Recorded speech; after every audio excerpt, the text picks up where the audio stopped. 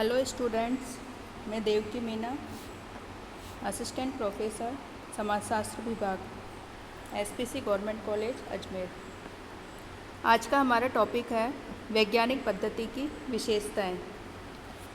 इससे पिछली क्लास में हमने वैज्ञानिक पद्धति के अर्थ, उसकी परिभाषाएं और वैज्ञानिक पद्धति के कार्य और उद्देश्यों के बारे में जानकारी प्राप्त करी थी।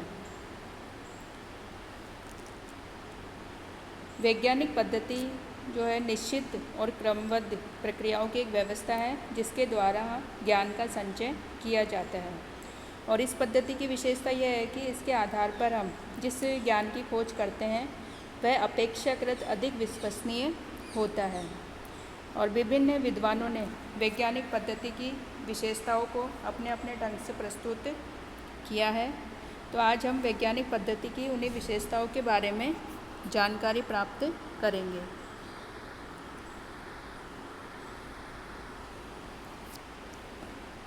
तो सबसे पहले जो सबसे प्रमुख विशेषता है वैज्ञानिक पद्धति की वो है वस्तुनिष्ठता, ऑब्जेक्टिविटी। यानी किसी भी अध्ययन में, विशेष रूप से सामाजिक विषय वस्तु के अध्ययन में, दो प्रकार के दृष्टिकोण हो सकते हैं, व्यक्तिनिष्ठ यानी सब्जेक्टिव और वस्तुनिष्ठ ऑब्जेक्टिव। व्यक्तिनिष्ठ अध्ययन जो है वो पक्षपातपूर्ण होता है और इसमें अध्ययनकर्ता के पूर्वाग्रह से यह प्रभावित होता है। और वैज्ञानिक अध्ययन में इस प्रकार के जो व्यक्तिनिष्ठ दृष्टिकोण है उसका कोई भी स्थान नहीं है। और वस्तुनिष्ठ अध्ययन निष्कर्षों की विश्वसनीयता के लिए आवश्यक है। वस्तुनिष्ठ दृष्टिकोण वैज्ञानिक के व्यक्तिक मूल्य और भावनाओं से स्वतंत्र तथा निष्पक्ष होता है। जैसा कि समाजशास्त्री वीर स्टीड ने भी कहा है कि वस्तुनिष्ठता का अर्थ है कि वैज्ञानिक निष्कर्ष स्वयं वैज्ञानिक की, यानी जो अध्ययन करने वाला है, या वैज्ञानिक की या अध्ययनकर्ता की प्रजाति, उसके विश्वास, उसके वर्ण, उसके व्यवसाय, उसके धर्म, राष्ट्रीयता, नैतिकता या उसके राजनीतिक अभिरुचियों से स्वतंत्र होता है। इसका अर्थ है कि जो घटनाएं जैसी है उसका वैसे ही उसका अध्ययन किया जाए, यानी कि जिस रूप में घटनाएं विद्यमान है उनका उसी रूप में अध्ययन किया जाता है वस्तुनिष्ठता के अंतर्गत। और भौतिक विज्ञानों में वस्तुनिष्ठता सरल होती है, लेकिन जो सामाजिक विज्ञान है उनमें वस्तुनिष्ठता प्राप्त करना वैज्ञानिक के लिए एक कठिन कार्य होता है, क्योंकि वहाँ पे मनुष्यों के द्वारा मनुष्यों के व्यवहार का ही अध्ययन हम करते हैं। इसके लिए व्यक्ति की जो आदतें, मूल्य, रुचियाँ आदि बाधाएं उत्पन्न करती है और उसके निष्कर्षों को प्रभावित करती है। तो इस प्रकार जो समाज विज्ञान है उनमें पूर्ण वस्तुनिष्ठता प्राप्त करना एक कठिन कार्य है। यद्यपि जो वैज्ञानिक निष्कर्षों की विश्वसनीयता के लिए यह एक आवश्यक तत्व है वस्तुनिष्ठता, और इसके लिए ज़रूरी है कि वैज्ञानिक के द्वारा स्वयं पर या अध्ययनकर्ता के द्वारा स्वयं पर नियंत्रण रखा जाए अधिक से अधिक, और विश्वसनीयता या वस्तुनिष्ठता प्राप्त करने के लिए जो विभिन्न प्रविधियाँ हैं उनका अध्ययन में अधिक से अधिक प्रयोग किया जाए। तो वैज्ञानिक पद्धति की जो प्रमुख विशेषता है वो है वस्तुनिष्ठता, यानी कि जो भी अध्ययन किए जाएंगे वो वस्तुनिष्ठ रूप से किए जाएंगे। दूसरी जो विशेषता है वो है सत्यापनशीलता, वेरिफिकेशन। वैज्ञानिक पद्धति की एक प्रमुख विशेषता यह है कि इसके द्वारा जो प्राप्त निष्कर्ष होते हैं वो किसी भी समय में सत्यापित किए जा सकते हैं। यदि निष्कर्ष वैज्ञानिक पद्धति से प्राप्त किए गए हैं तो दूसरे वैज्ञानिक भी समान निष्कर्ष को प्राप्त करके उसे सत्यापित कर सकते हैं। अर्थात इसमें वैज्ञानिक पद्धति के द्वारा प्राप्त निष्कर्षों की पुनः परीक्षा संभव है और इसके लिए उसकी विश्वसनीयता की जांच की जा सकती है। और सत्यापन के कार्य की सुगमता के लिए एक जो वैज्ञानिक या अध्ययनकर्ता होता है वह अपने अध्ययन की अपूर्ण प्रक्रिया या निष्कर्षों का प्रतिवेदन यानी कि रिपोर्ट प्रस्तुत करता है। और वे अध्ययन जिनका पुनः परीक्षण संभव नहीं हुआ है या वैज्ञानिकता की कसौटी पर खरे नहीं उतरते हैं, वो केवल काल्पनिक होते हैं या दार्शनिक दृष्टिकोण से समझे जा सकते हैं। यानी कि वैज्ञानिक पद्धति के द्वारा जो भी निष्कर्ष निकाले जाएंगे वो उनमें सत्यापनशीलता की जो विशेषता है वो पाई जाती है, यानी कि उनको किसी भी समय परिस्थितियाँ समान होने पर उनको सत्यापित किया जा सकता है। अगली जो विशेषता है वो है निश्चितता, यानी वैज्ञानिक पद्धति के द्वारा निश्चित आधारों पर निश्चित तथ्यों को ढूंढने का प्रयास किया जाता है। और यदि हमारा अध्ययन वस्तुनिष्ठ है और पुनः परीक्षण के द्वारा उसका सत्यापन किया जा सकता है, तो जो प्राप्त निष्कर्ष होंगे हमारे वो निश्चित होंगे। वैज्ञानिक पद्धति में अस्पष्ट और अनिश्चित कथनों का कोई महत्व नहीं है, कोई स्थान नहीं है। जैसे कि उदाहरण के रूप में हम ये कहें कि किसी क्षेत्र विशेष के लोग काफ़ी लंबे होते हैं, तो इस प्रकार का जो कथन है वो वैज्ञानिक कथन नहीं है, क्योंकि इसमें अनिश्चित कथनों का प्रयोग किया गया है। और वैज्ञानिक पद्धति के अंतर्गत निश्चित रूप से ये कहा जाएगा कि किसी क्षेत्र विशेष के व्यक्तियों की औसत ऊंचाई 5 फीट है। तो सामान्य बोलचाल के जो अनिश्चित पदों का प्रयोग वैज्ञानिक पद्धति की भावना के प्रतिकूल है, और वैज्ञानिक पद्धति के अंतर्गत हम केवल निश्चित कथनों का प्रयोग करते हैं। अगली जो विशेषता है वो है कार्य कारण संबंध, कॉज एंड इफेक्ट रिलेशनशिप। वैज्ञानिक पद्धति के अंतर्गत कार्य कारण संबंध की व्याख्या की जाती है, और इसमें धार्मिक या तात्विक विश्लेषण की तरह कोई अलौकिक आधार पर घटनाओं की व्याख्या नहीं की जाती। यानी कि जैसे कि हम जानते प्रत्येक घटना का कोई न कोई कारण अवश्य होता है, यानी कि कोई न कोई कारण उसके पीछे ज़रूर होता है, और बिना कारण के कोई भी घटना घटित नहीं होती। और वैज्ञानिक किसी कार्य के पीछे या किसी घटना के पीछे इसी कारण की व्याख्या करता है, और कार्य कारण के इसी संबंध की व्याख्या के कारण जो वैज्ञानिक ज्ञान होता है वो तार्किक होता है और अनुभव सिद्ध होता है। इसीलिए जो वैज्ञानिक होता है या जो शोधकर्ता होता है वो किसी विशेष रोग को दैवीय प्रकोप नहीं समझता, बल्कि वह उन रोगाणुओं की खोज करता है जिसके कारण वो रोग उत्पन्न हुआ है। यानी कि किसी घटना के पीछे जो कारण है उसको खोजने पर वैज्ञानिक पद्धति में बल दिया जाता है।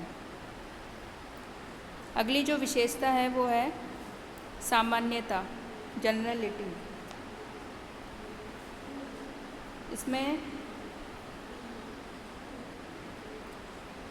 वैज्ञानिक पद्धति में किसी विशेष इकाई का या विशेष घटना का अध्ययन नहीं किया जाता, बल्कि इसमें वैज्ञानिक अध्ययन में सत्य या सामान्य प्रवृत्ति की खोज पर बल दिया जाता है, और यह प्रयत्न किया जाता है कि जो विभिन्न तथ्यों के आधार पर जो सामान्य सिद्धांत और नियमों का प्रतिपादन किया जाए और उनका परीक्षण किया जाए।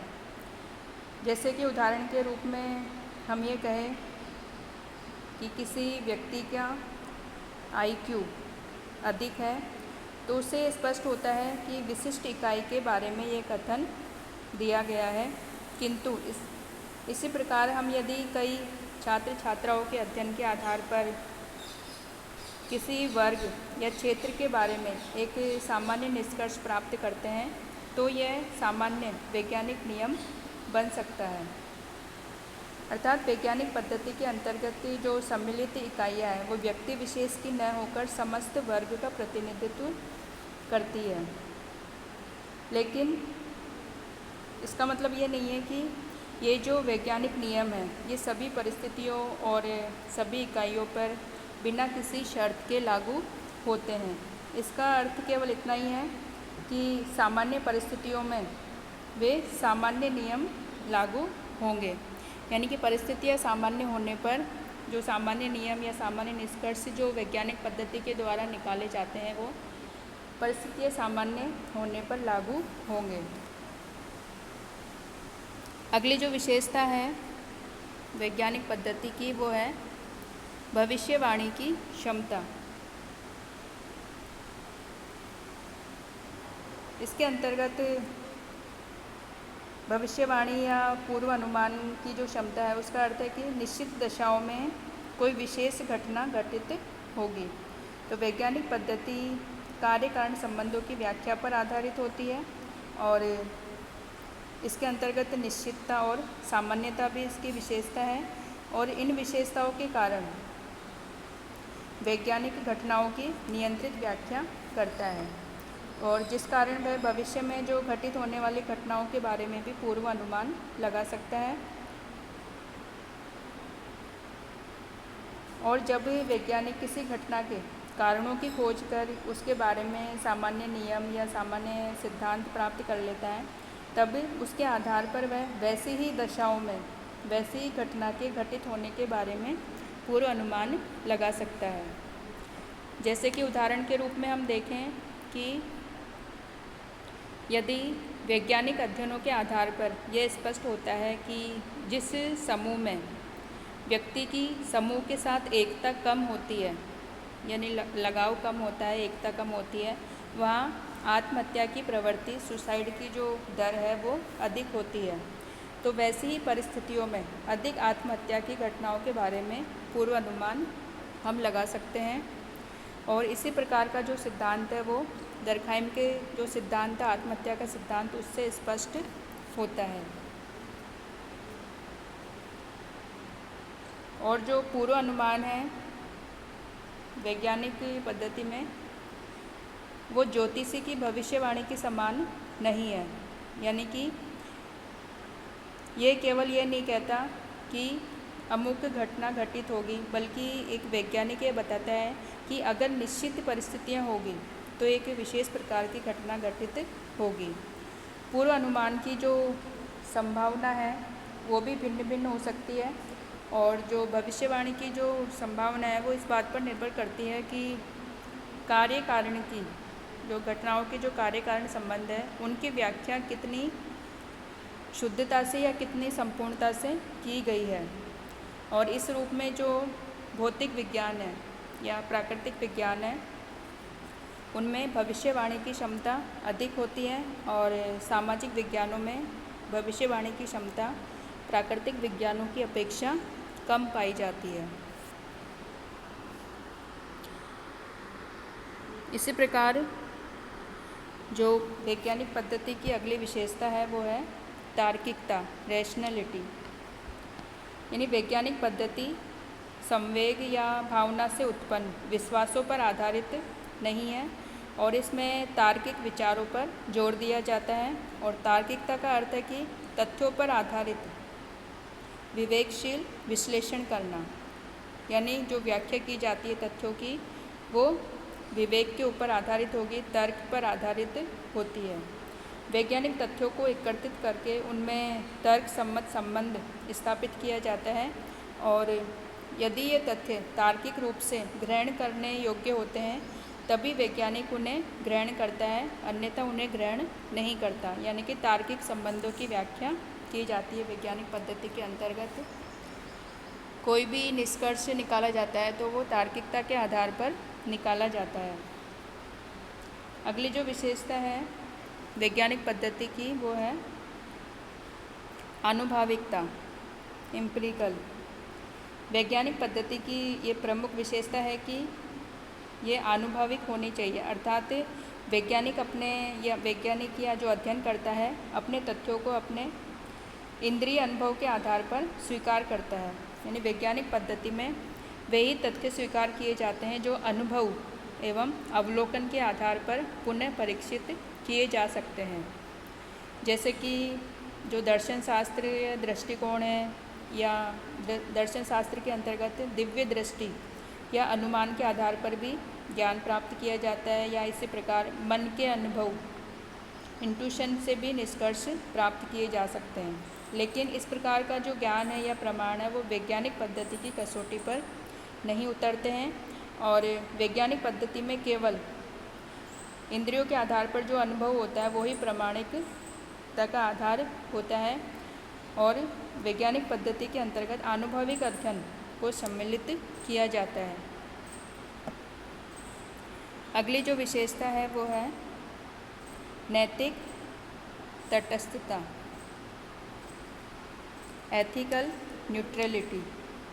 वैज्ञानिक अध्ययन में मूल्य निर्णय या नैतिक आधारों को कोई महत्व नहीं है और वैज्ञानिक पद्धति के द्वारा सत्य की खोज की जाती है। उसमें ये नहीं कहा जाता कि क्या उचित है क्या अनुचित है। इसलिए वैज्ञानिक जो है यानी कि व्हाट इज़ का अध्ययन करता है, न कि व्हाट आउट टू बी क्या होना चाहिए का अध्ययन करता है। यानी कि जो है के अध्ययन से घटनाओं का सत्यापन संभव है और साथ ही वैज्ञानिक देश काल की सीमा से परे अधिक व्यापक स्तर पर इस प्रकार की जो घटनाएं हैं वो सत्य उतरती है, जिनमें नैतिक तटस्थता विद्यमान रहती है। और नैतिक तटस्थता जो है वो देश और काल की सीमा से स्वतंत्र होती है और सार्वभौम होती है। इसलिए जो वैज्ञानिक पद्धति में नैतिक तटस्थता के आधार पर अध्ययन किया जाता है और इससे अधिक वस्तुनिष्ठता और अधिक निश्चितता अध्ययन के अंतर्गत आती है। और इसी तरह वैज्ञानिक अध्ययनों में एकरूपता और विश्वसनीयता भी आती है। अगली जो विशेषता है वैज्ञानिक पद्धति की वो है संशयवाद। यानी समाजशास्त्री बीर स्टीड के अनुसार वैज्ञानिक पद्धति में संशयवाद का अत्यधिक महत्व है, क्योंकि वैज्ञानिक अध्ययन कोई भी वैज्ञानिक अध्ययन है वह संशय से प्रारंभ होता है। इसमें पहले वैज्ञानिक के मन में एक प्रकार की शंका उठती है कि क्या यह सत्य है, तब वह निष्पक्ष ढंग से उसे प्रमाणित करता है। और इसी संबंध में समाजशास्त्री लुंडबर्ग ने कहा है कि प्रत्येक प्रकार की खोज का प्रारंभ मस्तिष्क में उत्पन्न शंका से जनित जो तनाव होता है, शंका के कारण मस्तिष्क में जो तनाव होता है उसके कारण खोज का प्रारंभ होता है और वैज्ञानिक इन्हीं तनावों को संबंध भाषा में रखता है और फिर वे विभिन्न जो वैज्ञानिक प्रश्न हैं वो बन जाते हैं और जिनका हल वैज्ञानिक पद्धति के द्वारा ढूंढा जाता है। और इसी संशयवाद के कारण किसी वैज्ञानिक ज्ञान की स्थापना अंतिम नहीं होती, क्योंकि जो भी निष्कर्ष निकाले जाते हैं वैज्ञानिक पद्धति के द्वारा अध्ययन के आधार पर उनमें समय के साथ या परिवर्तन के साथ उनमें निरंतर परिवर्तन होता रहता है, परिवर्धन होता रहता है और उनमें वृद्धि होती रहती है। और इसी कारण जो वैज्ञानिक ज्ञान में निरंतर वृद्धि होती है और इसी कारण जो वैज्ञानिक ज्ञान की जो प्रकृति है वो संचयी है, यानी कि उसमें कुछ न कुछ अपनी आगे से आगे उसमें खोज के द्वारा निरंतर उसमें कुछ न कुछ जोड़ा जाता है। अगली जो विशेषता है एक और वैज्ञानिक पद्धति की वो है नियंत्रण। यानी नियंत्रण वैज्ञानिक पद्धति की एक प्रमुख विशेषता है और इसी के आधार पर जो भौतिक विज्ञान एवं सामाजिक विज्ञान की उपलब्धियों में अंतर भी किया जाता है, क्योंकि जो भौतिक विज्ञान होते हैं उनमें प्रयोगशाला लेबोरेटरी एक नियंत्रित कक्ष के रूप में होती है जहाँ पर विभिन्न प्रकार के प्रयोग किए जाते हैं। किंतु सामाजिक विज्ञानों में इस प्रकार का जो नियंत्रित कक्ष नहीं होता, कोई प्रयोगशाला नहीं होती। इस दृष्टि से विभिन्न जो परिवर्तनशील कारक है उन पर ही नियंत्रण करके कार्य कारण संबंधों की व्याख्या समाज विज्ञानों में की जाती है। और किसी भी अध्ययन में किसी कारण के निश्चित प्रभाव की सही व्याख्या तभी की जा सकती है जब अन्य दूसरे कारक को नियंत्रित किया जाए। इसके अभाव में जो निष्कर्ष होंगे वो सही प्राप्त नहीं होंगे। तो नियंत्रण का संबंध जो है विज्ञान की अन्य विशेषताओं जैसे कि वस्तुनिष्ठता, विश्वसनीयता, सत्यापनशीलता, पूर्वानुमान आदि से है। तो इस प्रकार आज हमने देखा वैज्ञानिक पद्धति की कौन कौन सी विशेषताएं होती है।